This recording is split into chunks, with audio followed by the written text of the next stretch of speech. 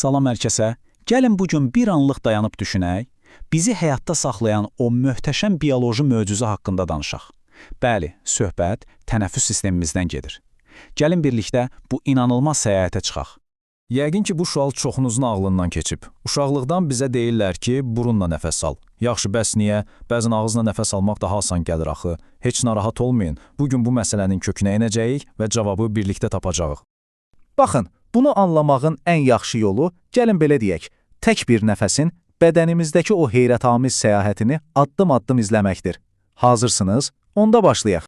Yaxşı, başlayaq. Tənəffüs deyəndə ağlımıza ilk gələn nədir? Nəfəs almaq və vermək, düzdürmü? Amma bu, buzdağının sadəcə görünən tərəfidir. Əslində, bu prosesin pərdə arxasında 4 vacib mərhələ var. Deməli, hər dəfə nəfəs alanda bu 4 şey baş verir. 1. Hava ağciyərlərimizə dolur. 2. O hava içindəki oksigen ağciyərlərdən qanımıza keçir. 3. Qanımız bir növ kuryer kimi bu oksigeni bədənimizin hər nöqtəsinə daşıyır. Və 4. Sonda oksigen qandan ayrılıb ehtiyacı olan toxumalara çatdırılır. Bütün bunlar, inanırsınız, bir göz qırpımında baş verir. Yaxşı, ümumi mənzərəni anladıq, indi isə gəlin biraz da yaxından baxaq. Özümüzü kiçik bir oksigen molekulu kimi təsəvvür edək və onun bədənimizdəki macəralı səyahətini izləyək. Və səyahətimizin başlanğıc nöqtəsi əlbəttə ki, burundur. Tənəffüs sistemimizin, belə deyək, giriş qapısı. Amma bura sadəcə bir qapı deyil. Sanki yüksək texnologiyalı bir təhlükəsizlik və hazırlıq mərkəzidir. Və baxın, ilkin sualımızın cavabı məhz buradadır. Burunla nəfəs alanda nə baş verir? Birincisi, içəridəki o kiçik düyçüklər və selik tozu, mikrobları bir filtr kimi tutur. İkincisi, zəngin qan damarları şəbəkəsi soyuq havanı dərhal bədən temperaturuna qədər qızdırır və üçüncüsü, havanı nəmləndirir ki, həssas ağciyərlərimiz üçün ideal olsun.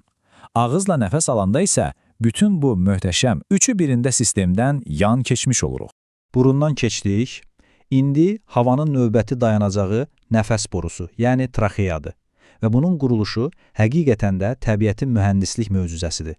Fikir verin, ön tərəfi bərk, C şəkilli qığırdaqlardan ibarətdir. Niyə?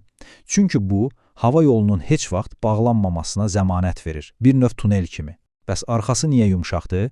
Çünki tam arxasından bizim qida borumuz keçir. Biz nəsə udanda, o yumşaq hissə qida borusuna genişlənmək üçün yer verir. Eyni anda həm açıq hava yolu, həm də rahat utqunma. İnanılmazdır, elə deyilmi?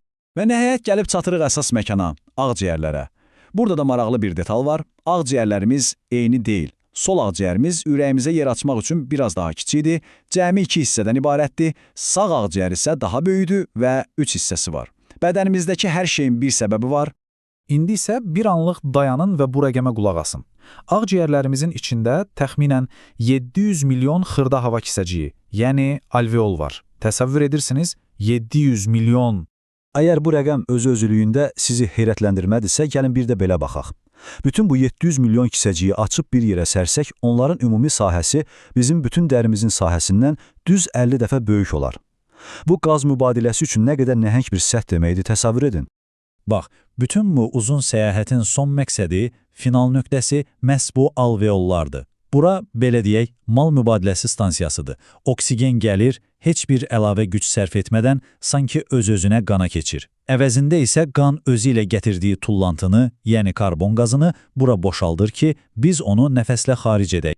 Yaxşı, havanın marşrutunu tam öyrəndik. Amma bir sual qalır. Bu hava ağciyərlərə necə dolur və boşalır? Yəni, bu prosesi hansı motor işə salır? Gəlin indi biraz da tənəffüsün mexanikasına, yəni fiziki tərəfinə baxaq.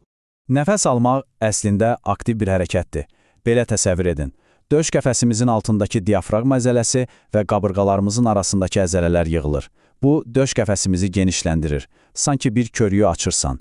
İçərdəki boşluq artdığı üçün təzyiq aşağı düşür və bayırdakı hava bu boşluğu doldurmaq üçün öz-özünə içəri axır. Eyni ilə toz soran kimi. Nəfəs vermək isə bunun tam tərsi və daha sadəsidir. Demək olar ki, passiv bir prosesdir. Həmin o əzələlər sadəcə boşalır, rahatlayır. Döş qəfəsi öz əvvəlki, kiçik halına qayıdır. Bu da içərdəki havanı sanki sıxıb çölə çıxarır. Yəni, bir hərəkət edib nəfəs alırıq, sonra sadəcə rahatlayıb nəfəsi veririk. Yaxşı, səyahəti gördük, mexanikanı da başa düşdük, bəs bütün bunların nəticəsi nədir? Yəni, içəri daxil olan hava ilə çölə çıxan hava arasında nə fərq var? Gəlin indi bu kimyavi dəyişikliyə baxaq. Baxın, rəqəmlər hər şeyi özü deyir. Nəfəs aldığımız havada təxminən 21% oksigen var. Verdiyimiz havada isə bu rəqəm 16%-ə düşür. Aradakı o 5%-i bədənimiz öz ehtiyacları üçün, enerji üçün götürür. İndi isə karbon qazına baxın, bu lap heyratamizdir. Havada demək olar ki, yox dərəcəsində olan cəmi 0,03% karbon qazını alırıq, amma verdiyimiz nəfəsdə bu 4%-ə qalxır. Bu, bizim hüceyrələrimizin fəaliyyətinin, belə deyək, tüstüsüdür. Bu qrafikdə isə fərqi daha aydın görmək olar. Baxın, bu hündür sütun içəri çəkdiyimiz oksigendir. Yanındakı biraz qısa sütun isə çölə verdiyimiz, aradakı fərq bədənimizin hər nəfəsdə qazandığı enerjidir. Və o biri tərəfdəki sütuna baxın. Bu da bizim istehsal etdiyimiz karbon qazıdır. Demək olar ki, sıfırdan bu qədər artır. Bu, həyatın kimyəvi imzasıdır. Əlbəttə, belə mükəmməl işləyən, amma eyni zamanda çox həssas olan bir sistem bəzən sıradan çıxa bilir. Gəlin çox qısa olaraq bəzi tanıdığımız problemlərə toxunaq. Bu sözlər yəqin ki, çoxunuza tanışdır. Rinit, faringit, laringit, bronkit. Bunların hamısı iltihab deməkdir, amma fərqli yerlərdə. Rinit burunda, yəni səyahətimizin başlanğıcında, faringit boğazda, laringit səs tellərində. Bronkit isə daha dərinlərdə, ağciyərlərə gedən yollarda. Gördüyünüz kimi, hər bir problem o səyahət yolunun fərqli bir dayanacağında baş verir. Və artıq yekunlaşırıq. Gəlin sonda bu sayda fakta diqqət etirək. Sakit vəziyyətdə olan yetkin bir insan dəqiqədə orta hesabla 16 dəfə nəfəs alıb verir. İlk baxışdan elə də böyük bir rəqəm kimi səslənmir, elə deyilmi? Amma gəlin hesablayaq. Bu gündə 23 min dəfədən çox deməkdir. Təsəvvür edin, gündə 23 min dəfə o oksigen molekulu bütün bu səyahəti qət edir. O əzələlər işləyir, o qaz mübadiləsi baş verir. Və ən heyrətamiz odur ki, biz bunların heç birini düşünmürük, hiss etmirik. Bu, avtomatik olaraq baş verir. Hər bir nəfəsin arxasında dayanan bu möhtəşəm sistem həqiqətən də bir möcüzə deyilmi?